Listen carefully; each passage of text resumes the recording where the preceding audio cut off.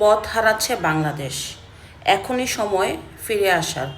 যদি আর দেরি হয় তাহলে ফিরে আসারও পথ থাকবে না। দেখেন, আমাদের এই প্রিয় মাতৃভূমিকে কৌশলগতভাবে একটি জঙ্গি রাষ্ট্র করার পায়তারা করছে একটা স্বার্থন্বেষী মহল।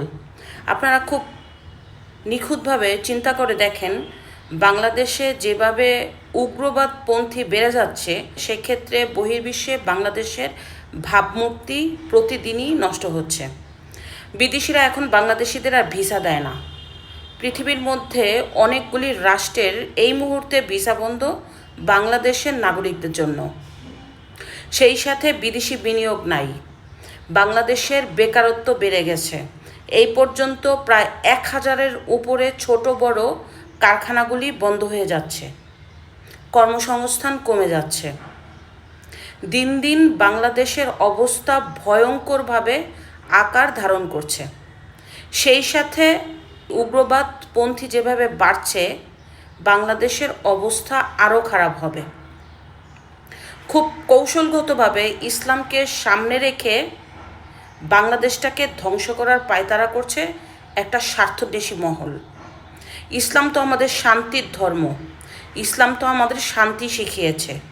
ইসলাম হানাহানি শিখায় নাই, হত্যা শিখায় নাই, মারামারি শিখায় নাই।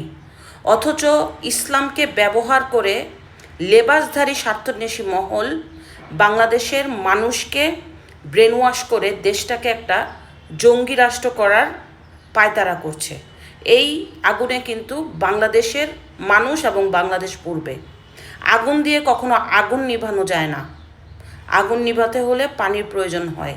ঠিক তেমনই বাংলাদেশকে স্বৈরাচার মুক্ত করতে গিয়ে জঙ্গি রাষ্ট্র যে করতেছেন, এতে বাংলাদেশেরই কিন্তু ভবিষ্যৎ নষ্ট হবে।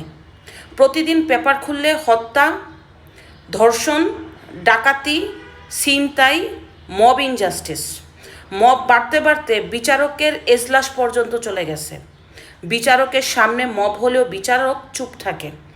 পুলিশের সামনে মব হয়, পুলিশ কোনো কার্যকর ভূমিকা নেয় না। সেনাবাহিনী অতটা কার্যকর ভূমিকা রাখছে না।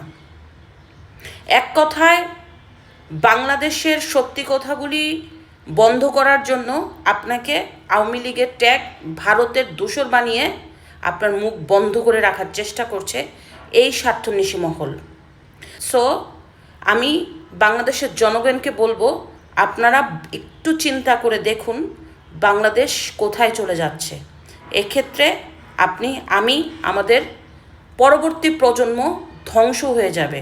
এই প্রিয় মাতৃভূমিকে জঙ্গি রাষ্ট্র বানিয়ে স্বার্থন্বেষী মহল তাদের স্বার্থ হাসিল করার চেষ্টা করছে। সো এখনই সাবধান। দলমত নির্বিশেষে আমাদের ঐক্যবদ্ধ হওয়ার সময় এসেছে। আসুন বাংলাদেশকে রক্ষা করি। ধন্যবাদ।